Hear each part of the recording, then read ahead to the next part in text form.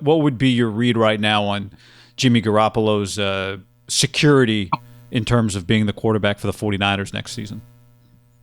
I think that they are where they were last year. I think they like Jimmy. I think they're good with Jimmy.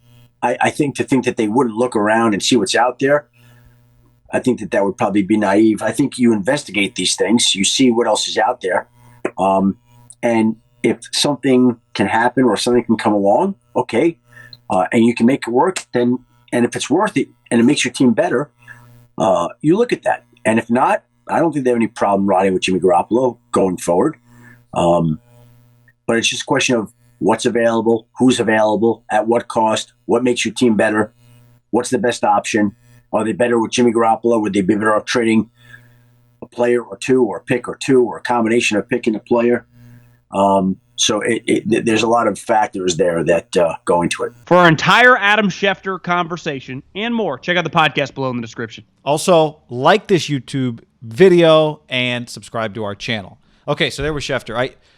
He started by saying, I think the 49ers are in the same position they were last year. And what did they do last year? They did a little dive on Tom Brady, decided not to sign him. And, Tom Brady's in the Super Bowl now.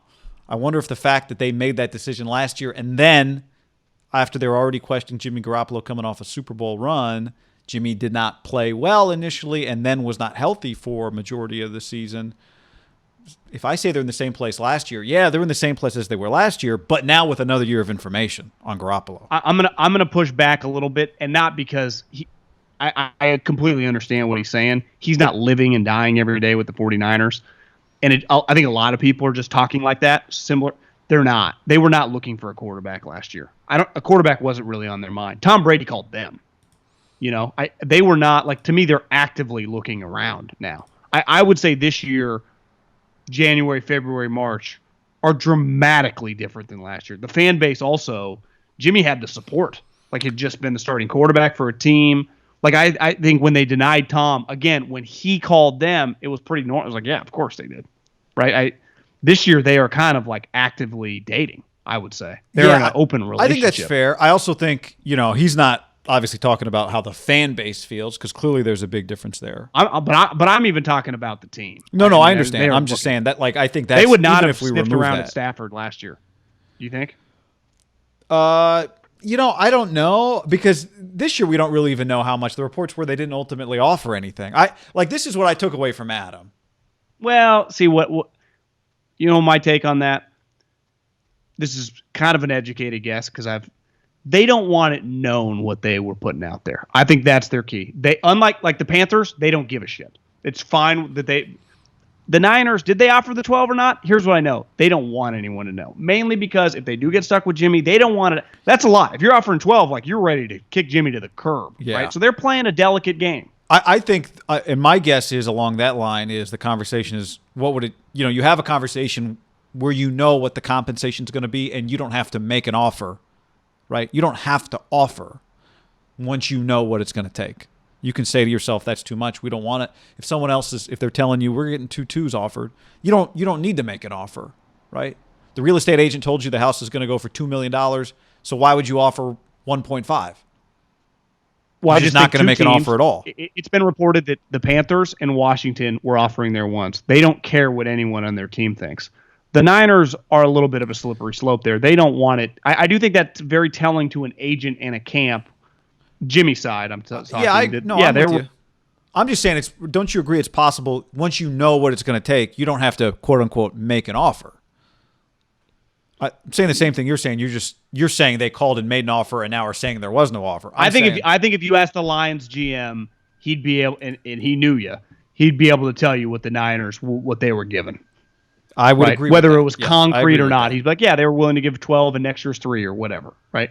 Yeah, but the way they are telling the reporters, which talk to these people, and I've kind of heard some things, they don't want anyone to know. And whether that's part of just the way they kind of do business now with Kyle until they actually do something.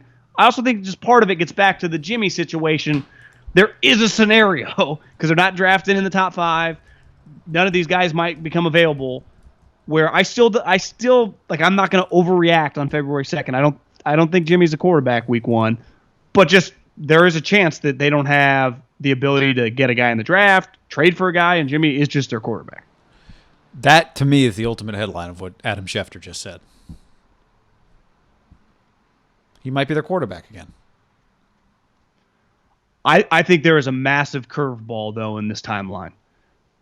The free agent, there are no free agent quarterbacks beside Dak, and the 49ers are not going to give Dak Prescott $120 million. I cannot fathom them doing that. I would crush them if they did that. Like, that would, to me, would be stupid. And I think Dak, I guess he just got hurt this year, but you could argue that he'd be just as good. He'd be better than Jimmy. But I just, that one, do you agree there? Like, that would be shocking.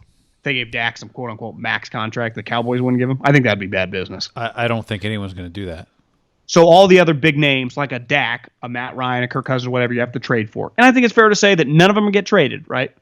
And maybe Sam Darnold, they're not that high on, which isn't that crazy. You could be on either side, and I'd understand. Well, the curveball is the draft. And historically, you've seen the history of the league, but definitely just modern time in our lifetime, the 90s, the 2000s, this last decade, where a quarterback thinks he's good, right, going into the draft. It wasn't that long ago, remember, Sam Bradford freaked the day that they traded up and got Carson.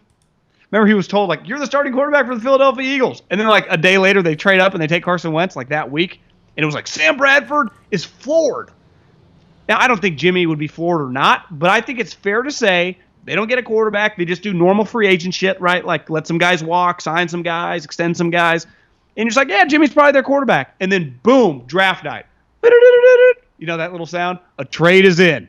And it's the fifth pick or whoever flips, says the Niners are now on the clock. And what would we all be saying? Quarterback. Oh, shit. And whose heart would drop the most would be Jimmy. Because then, if that were to happen, I would say there would be a decent chance within 24 hours Jimmy could be shipped out. Now, it would depend, like, what happens to the Bears, what happens to the Patriots, like all these teams, their quarterback situation. Yeah. But there aren't enough quarterbacks to fill all these spots. No, and I think Schefter's point ultimately is when he says they're in the same place as they were last year, and you're right, it is different. But I think what he's saying is they are open to finding somebody better than Jimmy. They're not going to overextend for, in the case of Matthew Stafford. Maybe the 12th pick wouldn't have been enough anyway. But there is so much of this puzzle here. Like if week one is is 100% of the puzzle, I mean, right now, what percentage of the puzzle do we have? 10, 12% of the puzzle? Yeah, right? Not much. Would it have been a light years move to last year go from 13, get up to like 3 with the Lions and giving them extra first round pick for Justin Herbert? That would have been one of the greatest moves in the history of moves. Because no one would have expected them to do that. Then they did it, and now they'd be like, they'd have Justin Herbert. And at the time, they probably could have flipped Jimmy to the Patriots because his value was much higher, maybe for like a second or a third. Just recoup your value. Hell, they could have included him in the trade to, like, they could have sent him to the Chargers for their pick, yeah, right?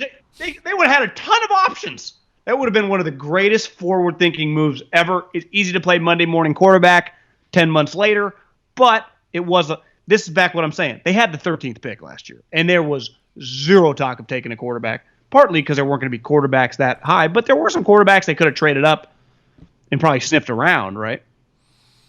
Yeah, and can I let me give you a theory on what Schefter said that you pushed back on about the Niners being in the same place as they were last year.